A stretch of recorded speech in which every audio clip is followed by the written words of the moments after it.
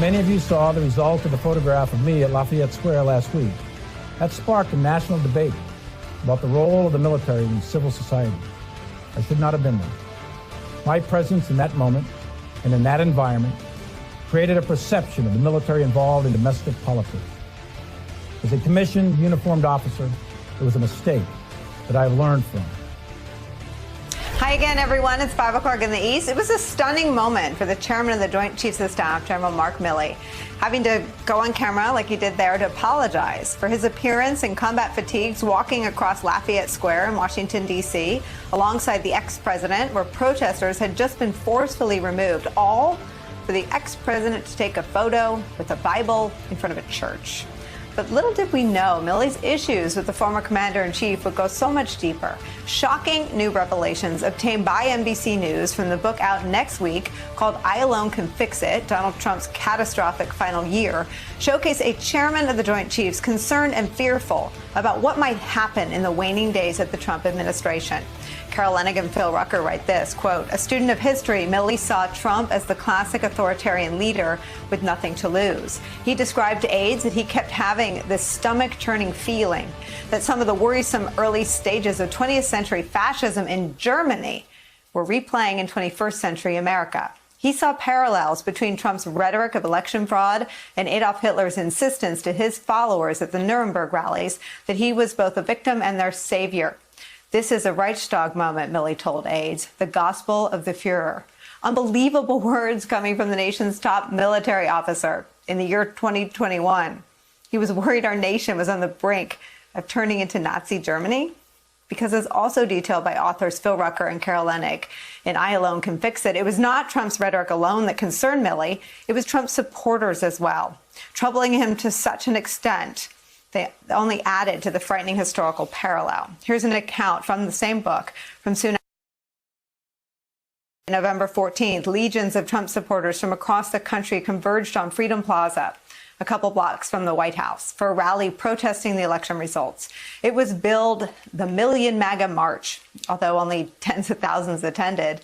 After attending a security briefing on November 10th about the Million MAGA March, Mark Milley told aides he feared this could be the modern American equivalent of brown shirts in the streets. Milley was referring to the paramilitary forces and stormtroopers that protected Nazi Party rallies in the 1920s and 1930s and enabled the rise of Adolf Hitler in Germany. At the same time, personnel changes at the Pentagon were also alarming Milley. And the night of that security briefing, the general spoke to a friend about his fears.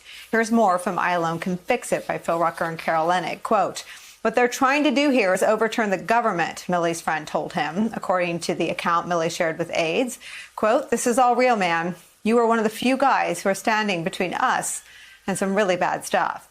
According to the book, as Trump continued to push the big lie, Milley grew more anxious. He was so worried, in fact, that Trump would use the military in an attempted coup that he spoke to his closest deputies about preparing to guard against it and said, quote, they may try, but they're not going to effing succeed.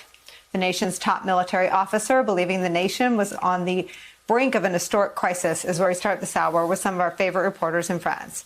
Retired U.S. Army General Barry McCaffrey is here. He's a former National Security Council member, now lucky for us, an MSNBC military analyst. Also joining us, retired U.S. Navy Admiral James Stavridis, former NATO Supreme Allied Commander and author of the book 2034, a novel of the next world. And John Heilman is back, NBC News and MSNBC national affairs analyst, host and executive producer of Showtime's The Circus, and host of the Hell and High Water podcast from The Recount.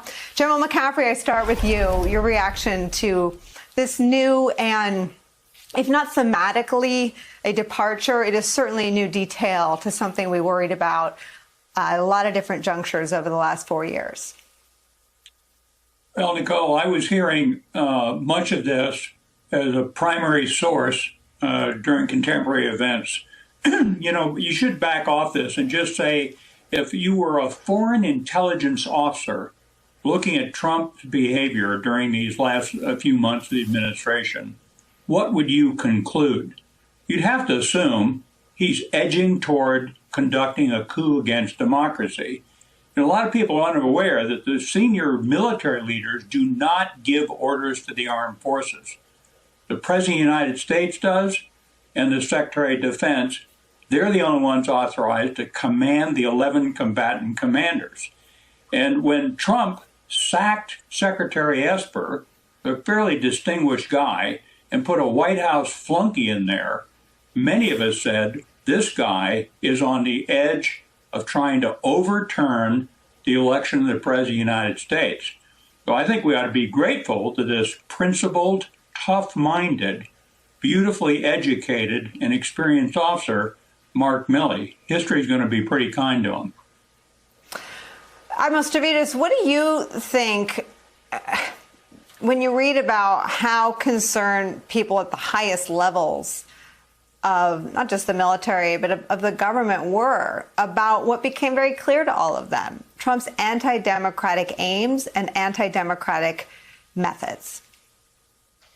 I'm with my mentor, General Barry McCaffrey. I, too, was in many ways a primary source in some of this. And I think what I can add best is I know Mark Milley extremely well. He served under my command as a one-star, two-star in Afghanistan when I was Supreme Allied Commander. Look, the guy looks like a bouncer in a Boston bar. He went to Princeton, where he was the captain of the hockey team. He is brilliant. He's well-read.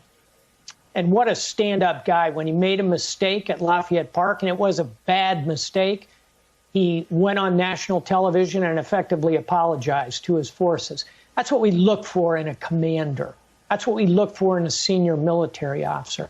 So confronted with a shocking pattern of fact, which he was, as General McCaffrey points out correctly, he did the right thing, which is to gather his most senior officers and clearly lay out that they were not going to obey illegal, immoral, unethical orders like overturning a U.S. election. And they sketched out what they would do, which is the right thing to do, refuse to obey the orders and go public with it, put it in the hands of the Congress and the American people. So I'm with General McCaffrey. To me, this is the system working. Let me put you both on the spot, and you may either not want to answer this question, but I'm going to ask it anyway. General McCaffrey, should he have done more? If he saw Donald Trump acting, if he saw parallels between Trump's rhetoric of fraud and Hitler's insistence to his followers that he was their savior, if he really saw this as a moment with parallels to Nazi Germany, did he have an obligation to go to the oversight committees, the armed services committees in the House and the Senate? Well, I think he did. He did go to the Senate. He did go to other sources of power. You know, he talked to the Secretary of State and others. I think he used great judgment. Look, at the end of the day, the chairman of the JCS, the service chiefs, the four-star service chiefs, are still responsive to any legal order of the President of the United States. So they owe them a duty of loyalty and obedience, unless it's an illegal order.